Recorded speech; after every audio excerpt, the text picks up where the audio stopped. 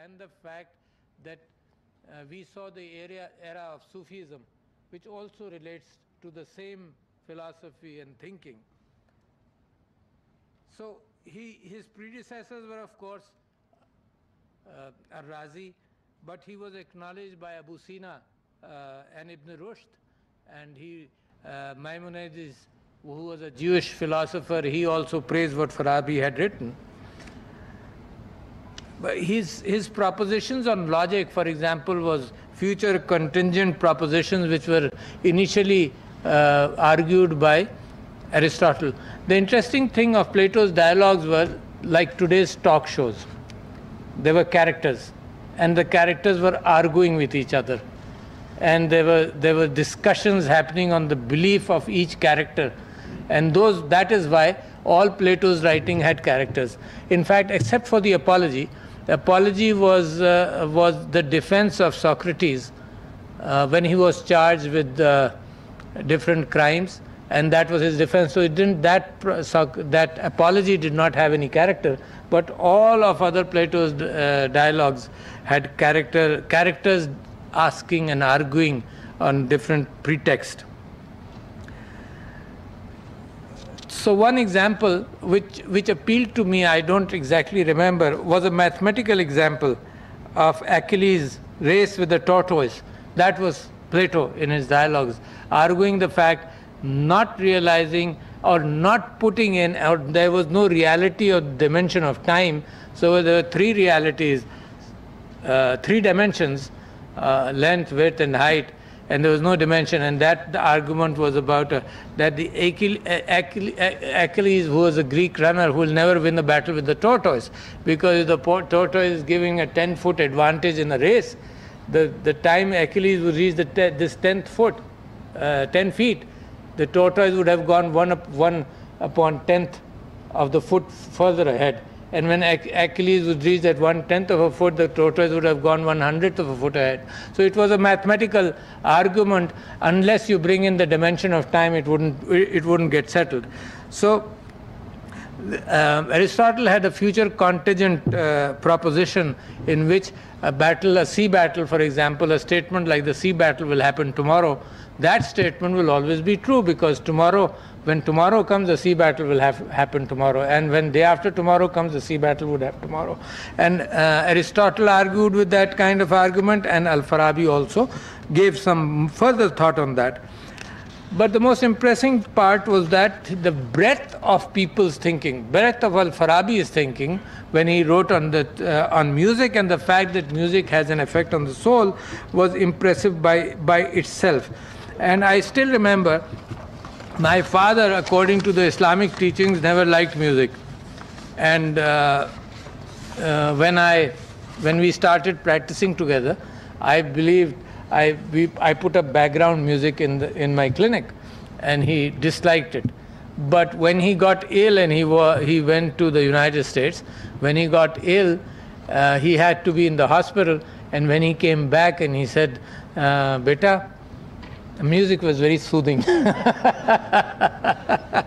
So something, when you take upon judgments, you can always learn what happens in the future. Al-Farabi wrote his book of letters, which was a semantic discussion.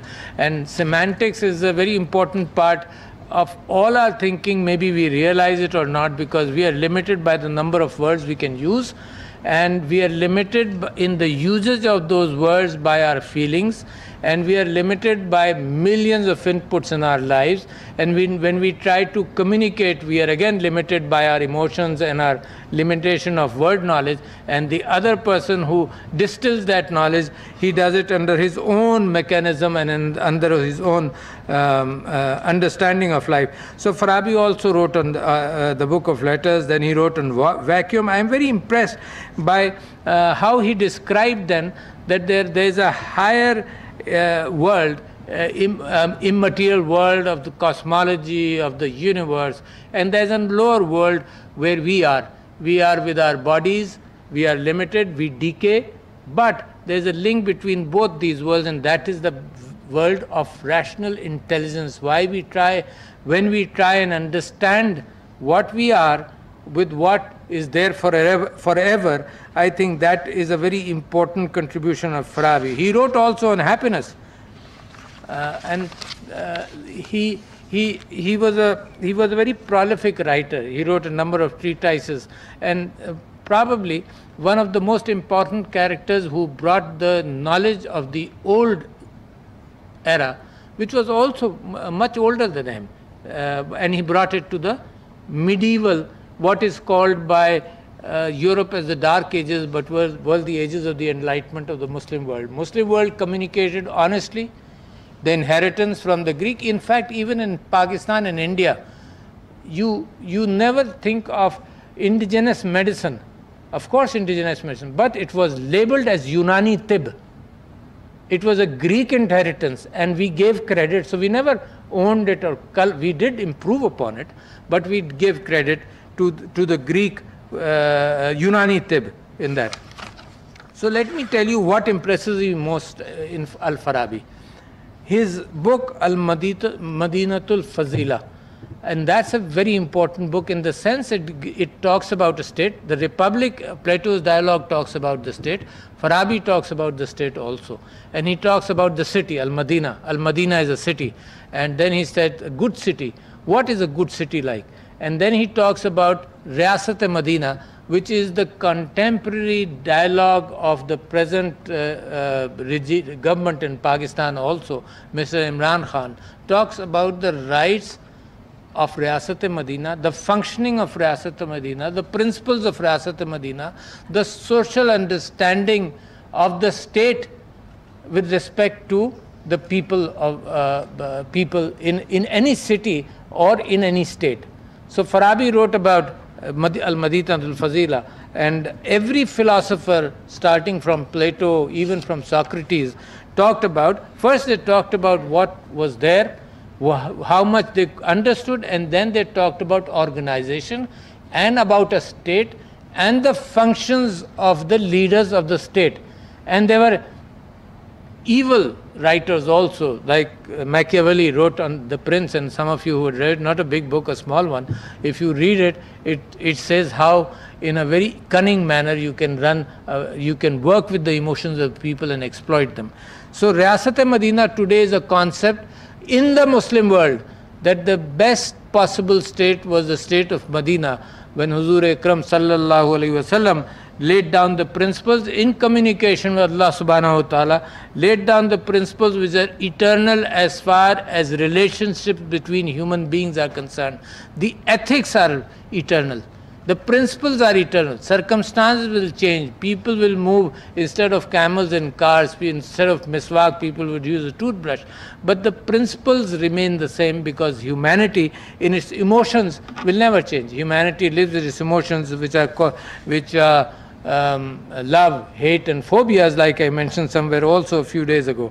So ladies and gentlemen, the most important thing which Farabi did, and the most important thing for the Ummah today, and for the OIC, and for you gentlemen today, is the fact that we believe in our own countries, and we believe as the Muslim Ummah that we have been left behind by the current scientific knowledge of the world.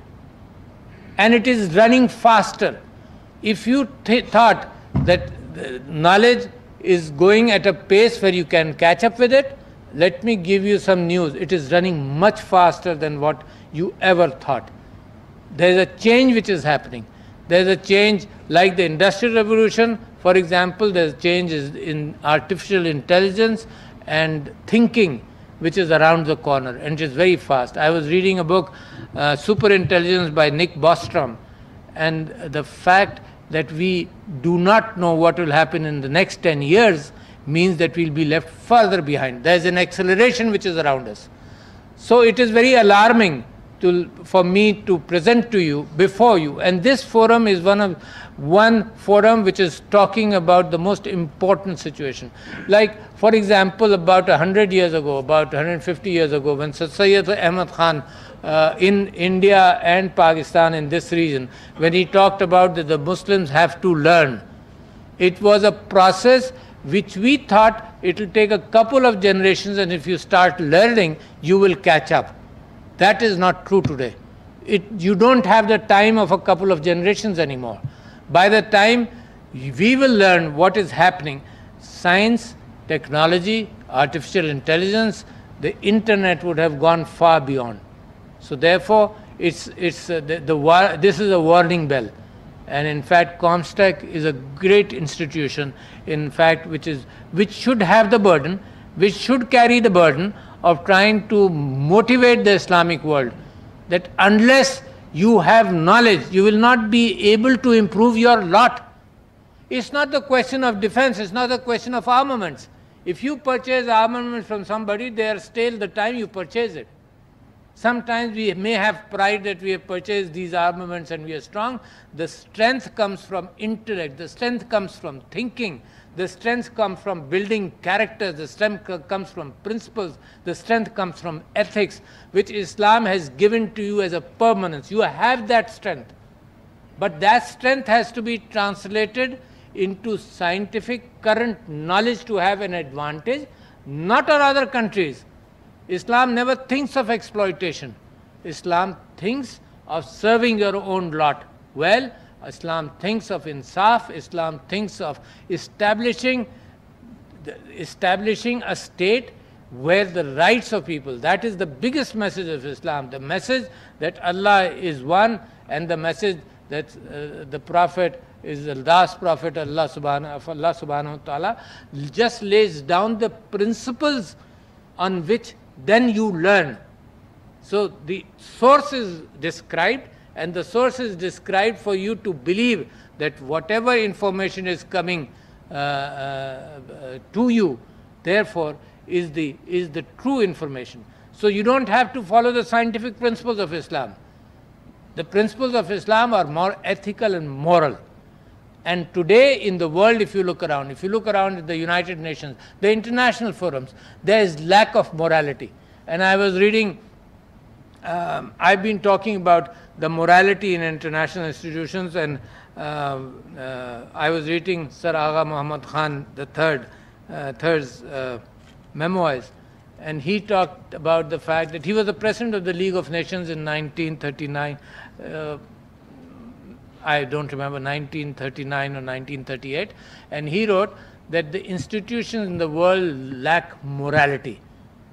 And even today, the weightage of money, the weightage of trade, the weightage of armaments, the weightage of brute force is there in institutions which are supposed and which should have been. And that is where the Republic or Al-Madinatul Fadila or the fact that the Constitution of Islam or the Quran by itself, the biggest one, lays down those principles which are lacking today in the world. So if the world is not looking for morality, we Muslims are looking for morality.